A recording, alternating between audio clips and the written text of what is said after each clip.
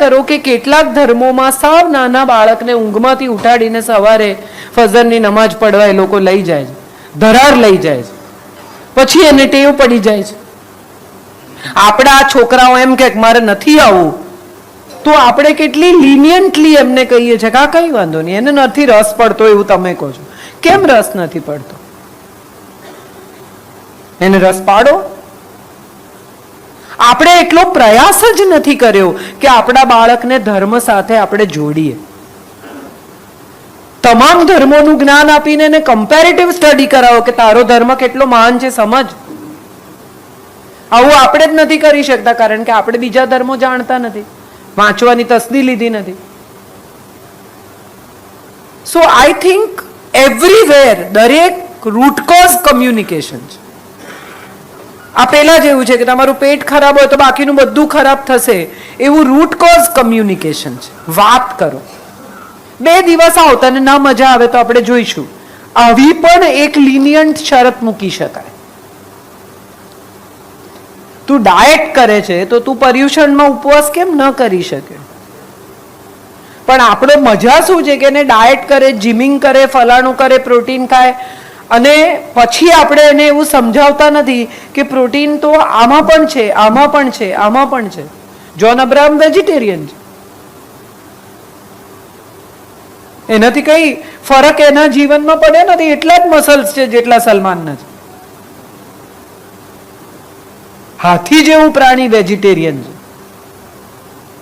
પણ આપણે આ વિજ્ઞાન સાથે એની જોડે વાત નથી કરતા. આપણે ઓલવેઝ ગૂગલ પર હવે તો અવેલેબલ છે, બતાવો કે રેડ મીટમાં આટલું પ્રોટીન છે ને દાળમાં આટલું પ્રોટીન છે, એગમાં આટલું પ્રોટીન છે ને દાળમાં આટલું પ્રોટીન છે, ચણામાં આટલું પ્રોટીન છે. આપણે આ રિસર્ચ કરીને એની સાથે વાત નહીં કરીએ. Communication everywhere, the root cause is communication. Talk to your child, teach your child, speak to your child. Argument કરે તો કરવા દો. આપણો તો પ્રોબ્લેમ જ એ છે કે બસ હવે આગળ દલીલ નહીં, કારણ કે તમારી પાસે જવાબ નથી. તમે જવાબ આપો, તમે કરો આર્ગ્યુમેન્ટ. કલાકો આર્ગ્યુમેન્ટ કરવાની તમારી પણ તૈયારી હોવી જોઈએ. તમારી પાસે એટલું મટીરિયલ હોય કે તમે આર્ગ્યુ કરો, પણ મટીરિયલ જ નથી તો તમે કેવી રીતે આર્ગ્યુ કરશો? That is what I have understood looking at people and meeting people and traveling homes and meeting people around. This is what I have understood. કે તમે તમારી દીકરી સાથે થોડા રૂજુ છો, હશે, છોડો, દીકરી છે, વધુ લાડકી છે, આ બધા પ્રશ્નો છે જ. સેકન્ડલી, 2 મેન ઈગો છે. એક પુરુષ થઈ રહ્યો છે અને એક પુરુષ છે જેણે પોતાની જાતને એસ્ટાબ્લિશ કરી દીધી છે. એટલે એક થઈ રહેલા પુરુષે પોતાની જાતને એસ્ટાબ્લિશ કરવાની છે. આ પેલા જેવું છે કે જંગલમાં નવો રાજા આવે ને, એને જૂના રાજાને હટાવવો પડે કોઈ બી રીતે, તો એ રાજ કરી શકે. એટલે હવે એ પુરુષ થઈ રહ્યો છે, એનો ઈગો ડેવલપ થઈ રહ્યો છે, એને એ સમજાઈ રહ્યું છે કે મારે સૌથી પહેલા તો આની જોડે લડવું પડશે, પછી બજારમાં જઈશ. સો આમાં બેસ્ટ રસ્તો એ છે, મને જે સમજાયું છે over a period of time. કારણ કે મારા ઘરમાં પણ એવું છે કે સંજય, મારા હસબન્ડ, એ મારી બાજુમાં બેઠા હોય અને નાનો તથાગત 1.5-2 વર્ષનો કંઈ કરતો હોય તો એમ કે એને વઢ, તો તું વઢ ને, તું બેઠો છે તો. એટલે તું વઢ કરીને અમારે બહુ ઘર્ષણ, મારે ને મારા દીકરાને જ્યારે ટીનમાં હતો ત્યારે થતું, ને તું આવી છે ને તું આવી છે ને. હું એક વાત એવી સમજી છું કે એના આરોપોથી કે એ તમને એમ કે તમે જૂનવાણી છો ને કશું સમજતા નથી ને રહેવા દો હવે, એના આ આક્ષેપો છે, એનું મંતવ્ય છે, આ અંતિમ ટ્રુથ નથી. એ મંતવ્યથી વિચલિત થઈ જવાની જરૂર નથી. જેવા તમે વિચલિત થાવ છો એવા તમે એની સાથે આર્ગ્યુમેન્ટ કરો છો, જેને કરવી છે. એ તમને એ જગ્યાએ લાવીને ઊભા રાખે છે જ્યાંથી તમે એની સામે દલીલોમાં હારી જાઓ. મેં એવો નિર્ણય કર્યો કે જ્યારે પણ એ મારી સાથે દલીલ કરે ત્યારે હું એને એમ કહું કે મા સાથે કેવી રીતે વાત થાય એ મેન્ટલ ફ્રેમમાં આવે ત્યારે મારી જોડે વાત કરજે. આટલા ઊંચા અવાજે આવી ફાલતુ ભાષામાં મારી જોડે વાત નહીં કરવાની, જાઓ. 15 મિનિટ, 20 મિનિટ, અડધો કલાક, કલાક પછી એ આવે. હું શું કહું છું, ત્યાં સુધી આપણે ધીરજ રાખવી પડે. આપણો પ્રોબ્લેમ એ છે કે એના રૂમમાં જતો રહે તો આપણે પાછળ જઈએ છીએ, બારણું ખોલીને મારે તને કેવું છે, તારે ના કેવું હોય તો કઈ નહીં. ના, ડોન્ટ. ઓથોરિટી કોને કહેવાય?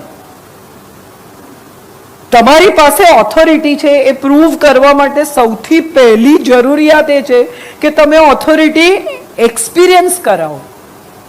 જે આપણે કરાવતા નથી, આપણે એના જેવડા જ થઈ જઈએ છીએ દલીલ કરતી. તને મને સમજ ના પડે તો કોને ના પડે? હું તારો બાપ છું.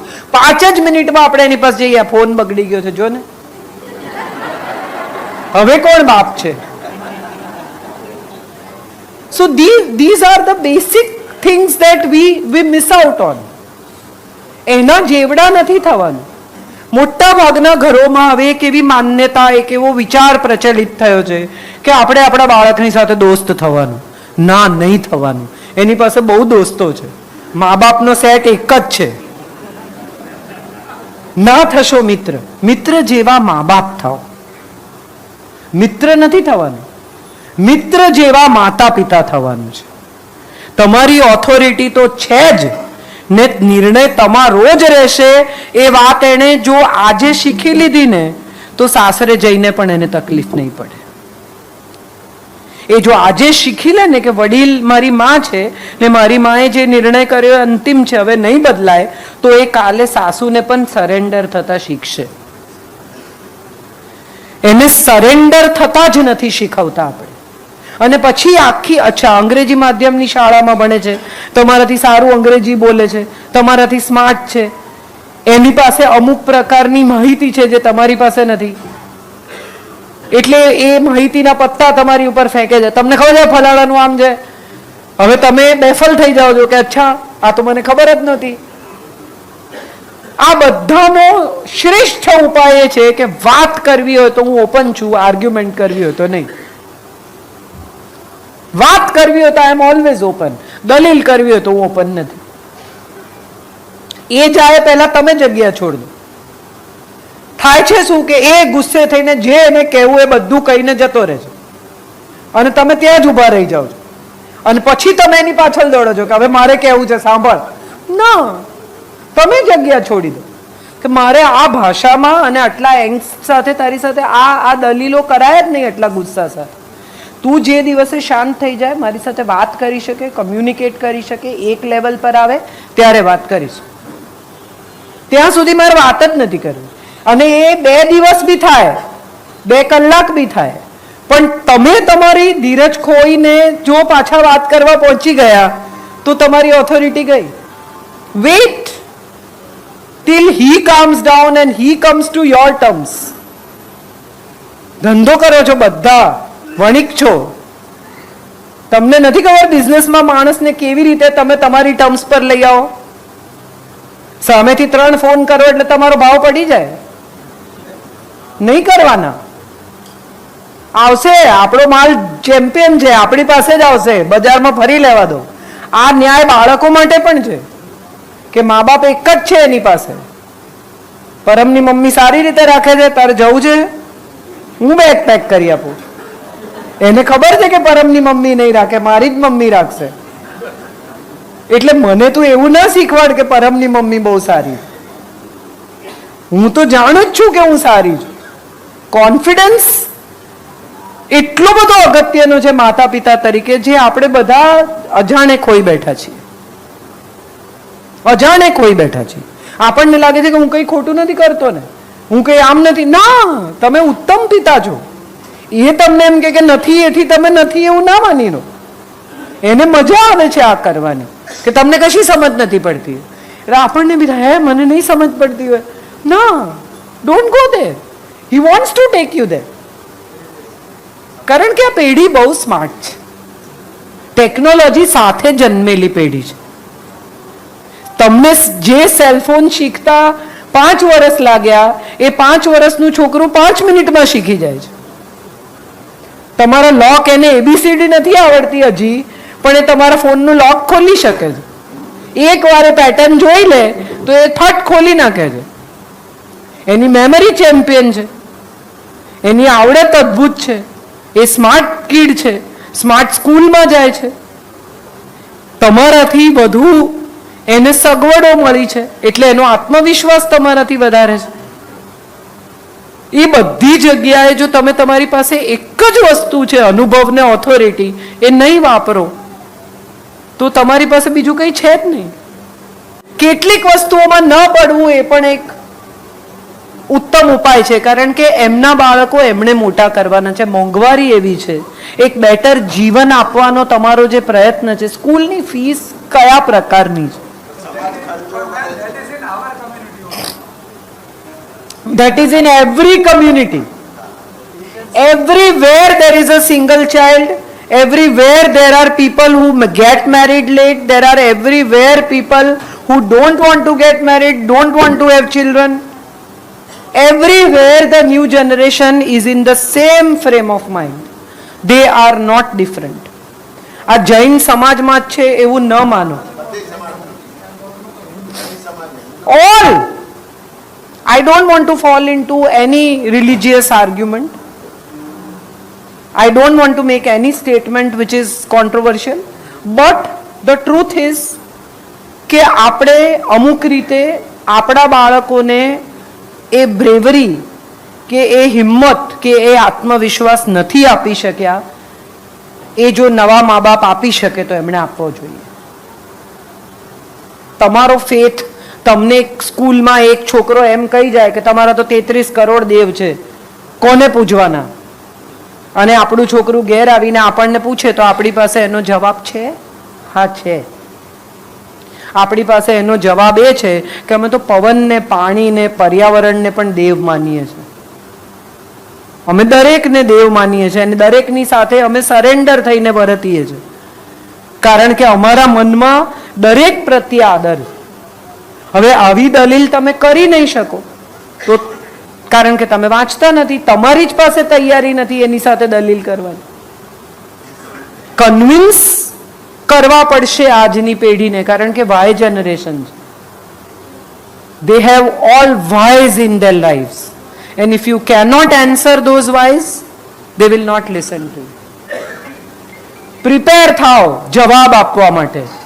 કેટલા તારા છે કહેવાનું? 68,75,729.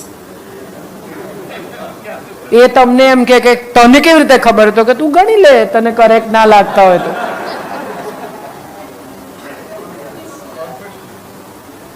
તમે ઓથોરિટી પર છો એ વાત તમે કેવી રીતે પ્રૂવ કરો? બહુ એક છેલ્લો પ્રસંગ શેર કરીને મારી વાત પૂરી કરું. ગાડી ચલાવતી હતી, 9 વર્ષનો મારો દીકરો મારી બાજુમાં બેઠો હતો અને એક છોકરો આમ કરીને નીકળી ગયો આગળ મોટરસાયકલ પર, એટલે મારાથી ગાળ બોલાઈ ગઈ. મારી માં સુરતી છે તો એટલે હતી, હવે તો છે નહીં, પણ એટલે મારો દીકરો 9 વર્ષનો આમ બાજુમાં મારી મને આમ જોઈને કહે છે કે તું ગાળ બોલી. હવે હું એમ કહું કે હું નથી બોલી તો હું જુઠ્ઠી છું. હું જો એમ કહું કે હા યાર આમ તેમ, તો હું એની સામે નીચી છું, મારી ઓથોરિટી જાય છે. એટલે મેં એને કહ્યું, મેં કીધું તને કોણે કીધું આને ગાળ કહેવાય? આટલું જ કરવાનું છે. હવે જવાબ આપવાની સ્થિતિમાં એ છે, હું નથી. તને કીધું કોણે? તું કેવી રીતે જાણે છે કે આને ગાળ કહેવાય? મારી વાત પછી કરીએ. આ ઓથોરિટી છે, રમત નથી. તમે એનાથી દરેક જગ્યાએ એક સ્ટેપ આગળ છો એવું તમે જે દિવસે પ્રૂવ કરી દેશો ને એ દિવસે તમને માનતા થઈ જશે. પ્રોબ્લેમ એ છે કે એ હું પ્રૂવ કરે છે આ ગેમમાં કે તમારાથી એક સ્ટેપ આગળ છે. અને આ ગેમ કોઈ પણ રીતે અટકાવવી પડે જો સારા ઉછેર સાથે એક સારી પેઢી તૈયાર કરવી હોય, કે ઘરમાં શાંતિ રાખવી હોય, કે પરિવારમાં અમુક પ્રકારનું સમાધાન શોધવું હોય. કોઈ પણ ઉંમરના મા બાપ, I am telling you this, it is not about 75, it is not about 55, it is not about 45, it is not about 35, it is about the entire community of parents are facing this. And I understand કે મા બાપને જ્યારે એના બાળકો એમ કે તમે સારા મા બાપ નથી ત્યારે એને કેવું લાગે.